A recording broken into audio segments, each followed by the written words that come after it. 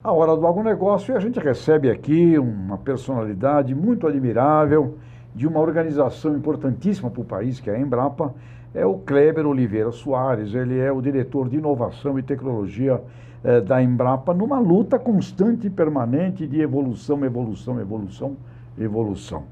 Kleber, bem-vindo aqui à nossa Jovem Pan, mais uma vez. Né? Muito obrigado, Tejão, pelo convite, estar aqui mais uma vez contigo, Obrigado. com a equipe da Jovem Pan. E nós temos uma luta aí, né? Uma luta de transformações muito velozes. Quais são, vocês têm lá 4 ou 5 pontos fundamentais, os quais a Embrapa tem um foco muito grande sobre isso, importantíssimo para o país. Quais são esses pontos aí que são os pontos sagrados do vosso trabalho hoje? Na área de inovação e tecnologia, a empresa tem olhado com muita atenção para 5 grandes diretrizes ou 5 grandes verticais para o horizonte, aí, principalmente 2030 e 2050. Essas diretrizes estão associadas ao primeiro componente da sustentabilidade, né? E quando eu falo sustentabilidade, nós temos que olhar que a grande moeda do presente e do futuro da agricultura será baseada em carbono e água. O uso, a racionalização, otimização do uso, a descarbonização do processo produtivo, tanto no componente da agricultura, como também na pecuária e na floresta. O uso da agricultura lato sensu para poder produzir e conservar água. Então, não temos dúvida de que uma das grandes diretrizes para o avanço da agricultura moderna, principalmente nos trópicos, está baseada em sustentabilidade, em cima da moeda carbono e água. A segunda diretriz tem a ver com o componente de inovação aberta, né? Hoje, nós partimos do princípio de que nenhuma instituição detém todos os conhecimentos, né, todas as informações.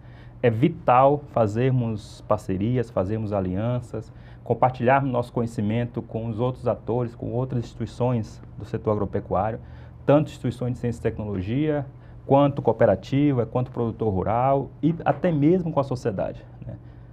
É essencial trazermos essa lógica de aprimorarmos nosso relacionamento numa visão de inovação aberta para poder avançar nas atividades agrícolas, pecuárias, florestais e outros desdobramentos.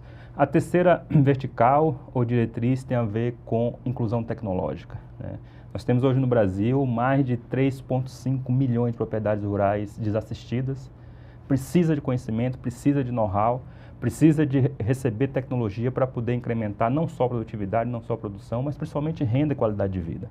Eu costumo usar como exemplo, né, imagine você, Tejo, um produtor de batata, já que você gosta tanto de batata, né, de batata doce, que produz em meio hectare, 0,5 hectares, algo em torno de 7 a 10 toneladas de batata doce por hectare, e vai vender na feira livre aqui em São Paulo, a 3, no máximo R$ 5 o quilo.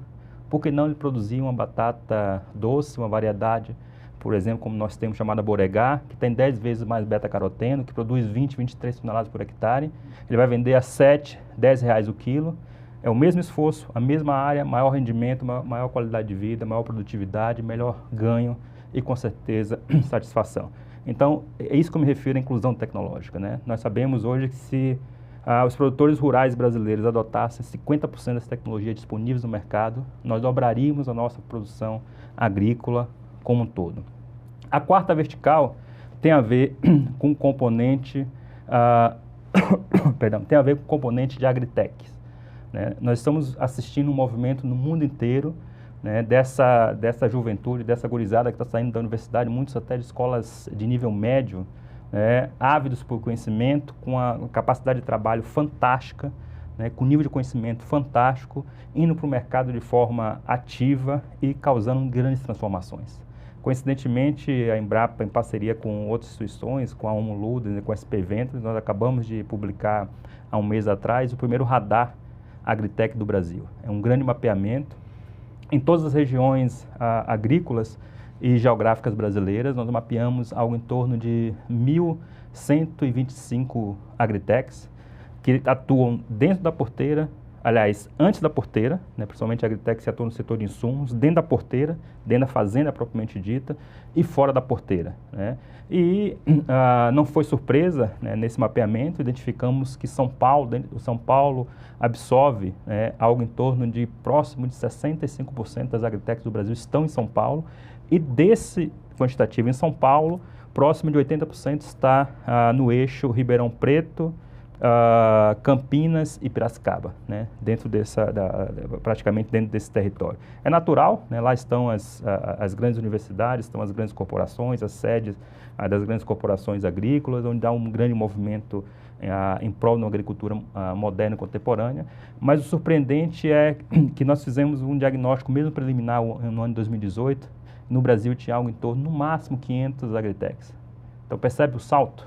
Esse é um movimento, né, global, está acontecendo no Brasil também, e é um movimento que eu arrisco dizer que vai dar um novo salto para a agricultura.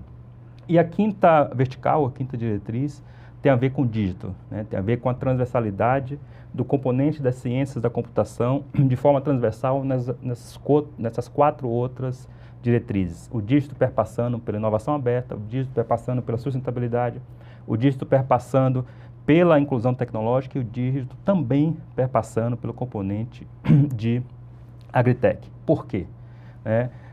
Por mais que nós avancemos nas ciências biológicas, nas ciências agrárias, né, isso é necessário, é mais do que necessário, nós precisamos investir em ciências biológicas e ciências agrárias, nós temos uma oportunidade ímpar de entrar com outros elementos, com outras ciências, como é o caso das ciências da computação, como é o caso da engenharia, para aprimorar o nosso processo produtivo. Para desenvolver, por exemplo, um ideótipo de uma soja ou de um milho para uma condição territorial específica, né, para aquela propriedade, para aquele produtor, para aquele bioma, para aquele ecossistema, e, consequentemente, você mitigar risco do sistema de produção, saber o momento exato do plantio, o momento exato de aplicar um fertilizante, o momento exato de fazer uma irrigação, o momento exato de colher, de transportar, de vender, né? Percebe? Então, o dígito veio para poder prover o futuro da agricultura no mundo. Ou seja, praticamente é uma gestão de um microbioma. Exatamente. Um microbioma muito bem gerido, ligado a desejos, vontades e sonhos dos consumidores, lá na outra ponta também. Exatamente. De saúde, como você falou, o exemplo da batata doce, né? Fascinante, como é uma batata doce muito mais, com muito mais saúde. E aí vai precisar de muita comunicação. Agora, pelo que você conta aqui, não adianta, tem muita gente que a palavra sustentabilidade vê como sendo um fantasma. Nós temos que acabar com isso também, né? A sustentabilidade não é uma palavra de fantasmas. Não. É uma palavra e não é mote. Que tem que ser compreendida, trabalhada e muito positiva. Você fala aqui que o sinônimo disso tudo é um negócio praticamente de carbono e água. Quer dizer, a forma com a qual nós temos que ir para o mundo mesmo. Né?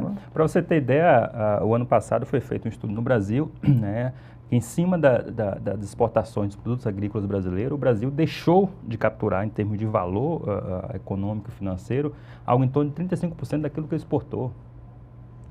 Por nós não agregarmos o componente de sustentabilidade que já existe no nosso sistema de produção.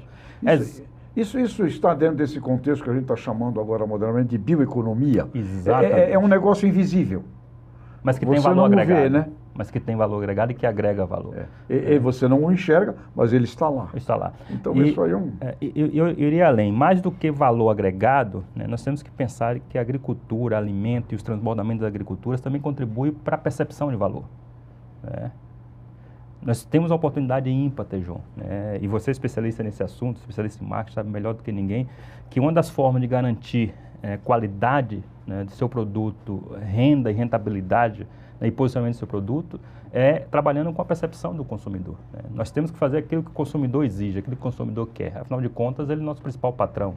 Sem dúvida. Então, trabalhar com percepção de valor é fundamental na agricultura. Essa coisa de percepção de valor, então, aqui uma última questão para você. Você representa a ciência, né? A gente sente que o cidadão leigo, né, a palavra ciência o assusta um pouco. Genética, essas palavras, quero natural. Está faltando uma educação da sociedade com relação ao que é ciência.